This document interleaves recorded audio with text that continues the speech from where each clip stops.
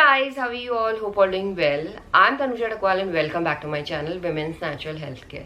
So guys, आज के video में मैं आपको बताने वाली हूँ पीरियड के कितने दिन बाद कांटेक्ट में रहने से महिलाएं प्रेगनेंसी कंसीव कर सकती हैं। क्योंकि गाइस देखिए, पूरी पीरियड साइकिल में महिलाओं के पास कुछ ही ऐसा टाइम होता है, कुछ ही ऐसे डेज होते हैं जिन्हें हम फर्टाइल डेज भी बोलते हैं, ओव्यूलेशन डे भी बोलते हैं। ये फीमेल के लिए बेस्ट टाइम भी माना जाता है और इसी टाइम पे कांटेक्ट पे रहने से महिलाएं प्रेगनेंसी कंसीव कर सकती है। तो अगर आपको प्रेगनेंसी कंसीव करनी है तो आपको पता होना चाहिए पूरी पीरियड साइकिल में आपका फर्टाइल डेज एंड ओव्यूलेशन कब होता है, जिससे आपको बहुत जल्द प्रेगनेंसी कंसीव हो पाएगी। तो देखिए क्या होता है गाइस, हर किसी फीमेल की पीरियड साइकिल एक जैसी नहीं होती है। हर किसी फीमेल की पीरियड साइकिल डिफरेंट होती है, जिसकी वजह से फर्टाइल डेज भी डिफरेंट होते हैं और ओव्यूलेशन डे भी डिफरेंट होते हैं। तो आज के वीडियो में मैं आपको ये बताऊंगी कि आप अपनी पीरियड साइकिल के अकॉर्डिंग किस तरीके से पता कर सकते हैं कि आपका फर्टाइल डेज एंड ओव्यूलेशन कब पड़ रहा है पीरियड के बाद। तो इसे जानने के लिए मेरे साथ वीडियो में जरूर बने रहिए। अगर आपको वीडियो पसंद आता है तो प्लीज वीडियो को लाइक कीजिए। अगर आप मेरे चैनल में नए हैं या फर्स्ट टाइम वीडियोस को देख रहे हैं तो please subscribe to the channel also. साथ में बेल आइकन को प्रेस कर दें ताकि जो भी मैं वीडियोस बनाती हूँ उनके अपडेट्स आप लोगों तक सबसे पहले पहुंच सके। सो गाइज देखिए, फीमेल का ओव्यूलेशन यानी ओवरी से एग रिलीज होने की जो प्रोसेस है ये हर महिला के पीरियड साइकिल पे डिपेंड करती है। अगर आपकी पीरियड साइकिल 28 डेज की है तो आपका ओव्यूलेशन डे अलग होगा। अगर आपकी पीरियड साइकिल 30 डेज की है तो आपका ओव्यूलेशन डे अलग होगा। यहाँ पे मैं आपको एक चीज बता दूं, जो भी आपकी पीरियड साइकिल होती है उसके 14वां दिन पहले ही हर किसी फीमेल का ओव्यूलेशन हुआ होता है, यानी ओवरी से एग रिलीज हुआ होता है। क्योंकि ओव्यूलेशन के जो बाद का फेज होता है उसे हम ल्यूटल फेज कहते हैं। ये हर किसी फीमेल का फिक्स रहता है। अगर ओव्यूलेशन के बाद फीमेल्स को प्रेगनेंसी कंसीव नहीं होती है तो ओव्यूलेशन के 14 दिन बाद फीमेल्स को पीरियड्स आ जाती है। तो जिन भी फीमेल्स की रेगुलर पीरियड साइकिल है उन फीमेल्स के लिए ईजी है पता लगाना कि कब उनका ओव्यूलेशन हो रहा है, क्योंकि उन्हें पता है कि एग्जैक्ट डेट पे हर महीने उन्हें पीरियड आ जाता है। तो उन्हें क्या करना है, सिंपली अपने पीरियड डेट से 14वें दिन को माइनस करना है, जिससे उनका ओव्यूलेशन डे निकल जाएगा। यानी ये उन्हें पता लग जाएगा कि किस दिन ओवरी से एग रिलीज हो रहा है। इस कंडीशन में प्रेगनेंसी कंसीव करना थोड़ा इजी हो जाता है इन कंपैरिजन ऑफ अगर आपकी शॉर्टर पीरियड साइकिल है या लॉन्गर पीरियड साइकिल है या इरेगुलर पीरियड साइकिल है। क्योंकि इस कंडीशन में क्या होता है, पीरियड के बाद हमेशा हर महीने आपका फर्टाइल डेज चेंज होते हैं, ओव्यूलेशन डे चेंज होता है। तो आपको थोड़ा मुश्किल हो जाता है ये पता करना कि पूरी पीरियड साइकिल में आपको कब कांटेक्ट पे रहने से प्रेगनेंसी कंसीव हो सकती है। तो इस कंडीशन में आपको क्या करना चाहिए वो मैं बहुत ही आसान तरीके से आपको समझा देती हूँ। देखिए, सबसे पहले अगर हम बात करते हैं शॉर्टर पीरियड साइकिल की। शॉर्टर पीरियड साइकिल वो होती है जिन भी फीमेल्स को 21 दिन से लेके 25 दिन के बीच में पीरियड्स आ जाते हैं। यानी जिन भी फीमेल्स की 21 से लेके 25 दिन की पीरियड साइकिल है।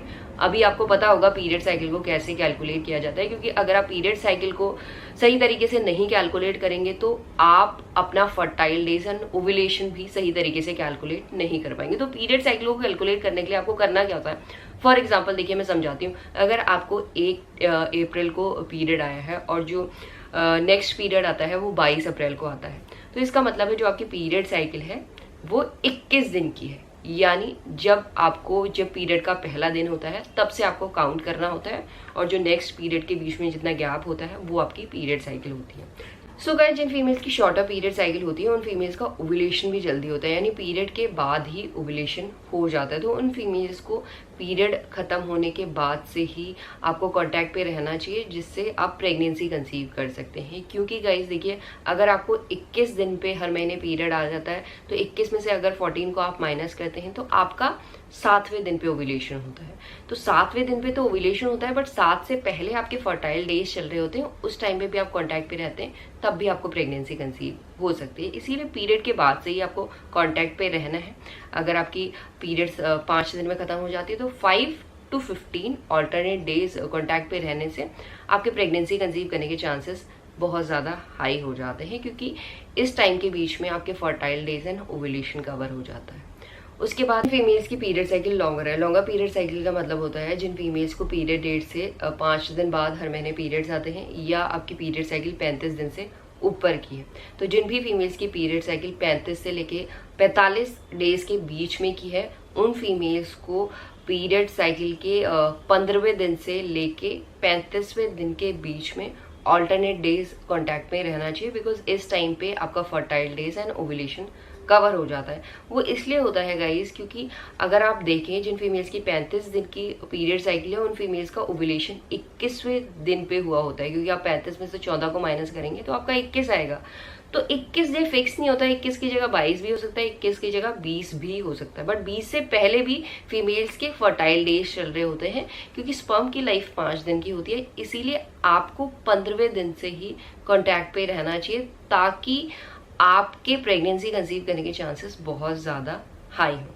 इसके बाद अगर हम बात करते हैं जिन फीमेल्स की इरेगुलर पीरियड साइकिल है, इरेगुलर पीरियड साइकिल में तो आपको पता ही नहीं है कि कब आपको पीरियड आएगा अगले महीने। तो इस कंडीशन में क्या करना है, आपको लास्ट 6 मंथ की पीरियड साइकिल को नोट करना है और उसमें से सबसे छोटी पीरियड साइकिल को लेना है और सबसे लंबी पीरियड साइकिल को लेना है। फॉर एग्जाम्पल अगर हम मानते हैं कि सबसे जो शॉर्टर पीरियड साइकिल है, यानी सबसे कम टाइम पे जो पीरियड आपको आया था वो 45 डेज के बीच में आया था, एंड सबसे लॉन्गर अगर पीरियड साइकिल को लेते हैं तो वो हम 60 ले लेते हैं, यानी 2 महीने में आया था सबसे लंबा जो आपका पीरियड साइकिल। सो गाइस इस कंडीशन में आपको शॉर्टर पीरियड साइकिल, जैसे अब मैंने बोला 45 डेज की निकली, तो 45 में से आपको 14 को माइनस करना है, 31 निकल जाएगा। और जो लॉन्गर पीरियड साइकिल है 60 डेज की, तो 60 में से आप 14 माइनस करेंगे तो 46 निकल जाएगा।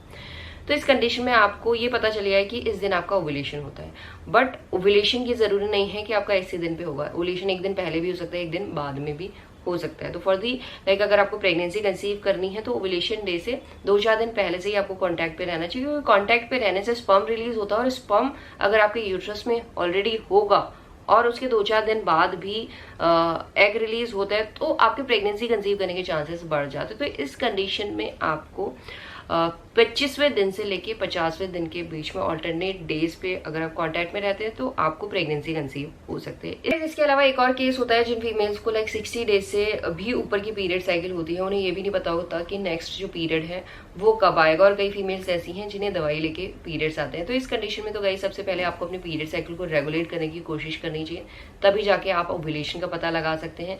अदरवाइज इस कंडीशन में प्रेगनेंसी कंसीव करना बहुत ज़्यादा मुश्किल हो जाता है। तो इसी तरीके से अगर आप अपने फर्टाइल डेज ओव्यूलेशन को कैलकुलेट करके कांटेक्ट में रहते हैं तो आप लोगों के लिए प्रेगनेंसी कंसीव करना बहुत ज़्यादा ईजी हो जाता है। एंड यही आज का वीडियो गाइस, होप करती हूँ इस वीडियो से आप लोगों को हेल्प मिलेगी। And thanks for watching this video, will see you soon in my next video, till then bye.